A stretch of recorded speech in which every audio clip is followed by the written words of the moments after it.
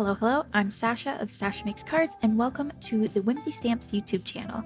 Today I'm going to be showing you a card I created, a one-layer card I created using the Beach Scene rubber stamp, the Ahoy Matey clear stamp set, and a new to me product is the NoFuss masking sheets. I first started by stamping one of the images from the Ahoy Matey stamp set. I used an alcohol marker friendly safe ink. For this this is my favorite, the Simon Says Stamp Intense Black ink, and stamped it onto a 100-pound hammer mill cardstock. I stamped the image 2 to 3 times to make sure I get a crisp, clean impression, and then I'd stamped the same image without moving the stamp in my stamp positioning tool onto the NoFuss masking sheets. When you're using the NoFuss masking sheets, you have to make sure that you stamp the image onto the correct side. In person, it's definitely easier to tell, as one side feels a bit more like paper, but if you're not entirely sure, you can just peel back the masking sheet a little bit, see which side is the sticky side, which side is not, and that will help you figure out which side you should be stamping on.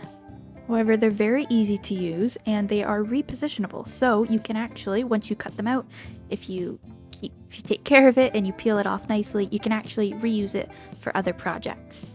I fussy cut the masking sheet using a pair of spring-assisted scissors and then placed it onto the stamped image on my card front. When I was cutting the image, I accidentally cut the one image into 2 pieces, so I put it on in 2 pieces. Honestly, it doesn't need to be perfect as long as it covers the image and it masks off whatever you're trying to mask off, then it will work just fine. Once I was ready, I placed the Beach Scene rubber stamp over top and stamped it using the exact same ink as before, the Simon Says Stamp Intense Black ink.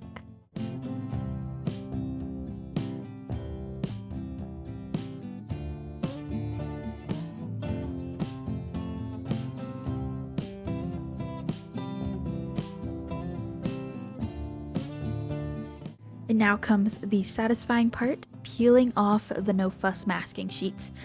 It's always so fun to see what it looks like underneath, and it's very satisfying to do. To color my little beachy scene today, I'm going to be using Ohuhu alcohol markers, and I have here a list of the color combinations I'm going to be using.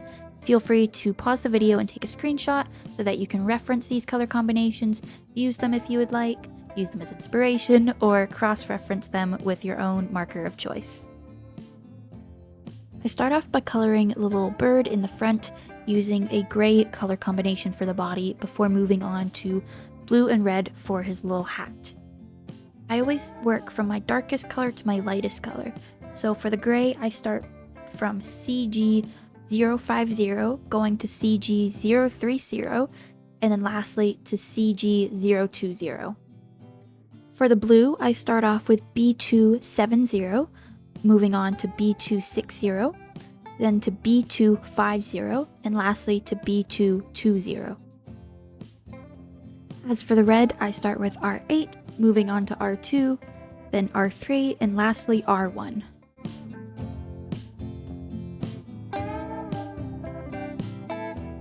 I decided to also color the shovel, the bucket, and the lighthouse the same blue and red color combination to maintain a cohesive look throughout the card, before moving on to coloring the water, which is also the same blue, and the grass and the sand. While coloring the sand, I, for whatever reason, forgot to press the record button, and most of the recording I have of me coloring the sand, my head is in the way, so I apologize for that. However, to color the sand, I did it in a very similar manner as to how I colored the bird, working from my darkest color to my lightest color, using the stamped parts of the images, using the grass and the little dots in the sand to kind of help guide my coloring. I simply just started layering down color until it felt right, which maybe isn't the best explanation, but I always like to think of it as sand isn't perfect, the environment isn't perfect, so if it's not completely smooth and it's a little spotty and sandy looking, then that's all, doesn't matter, then it's all good. To finish off my coloring, I used some Prismacolor Premier colored pencils to add some shading and texture, and then to finish off the card, I stamped a sentiment. For this, I decided to choose the Just Float sentiment, stamped it in the top left-hand corner of the card, and used a liquid adhesive to glue my card front to my card base. This was my first time actually working with the NoFuss masking sheets or NoFuss masks from Whimsy Stamps, and I have to say I really enjoyed it. I don't often make one-layer cards or cards that involve masking, but using these really makes me want to use them more. But anyways, that is the completed card project. Thank you so much for watching. Be sure to check the description box below for links to shop the supplies I used today, as well as to check out my social media and the Whimsy Stamps social media. Thank you for watching, and I'll see you next time.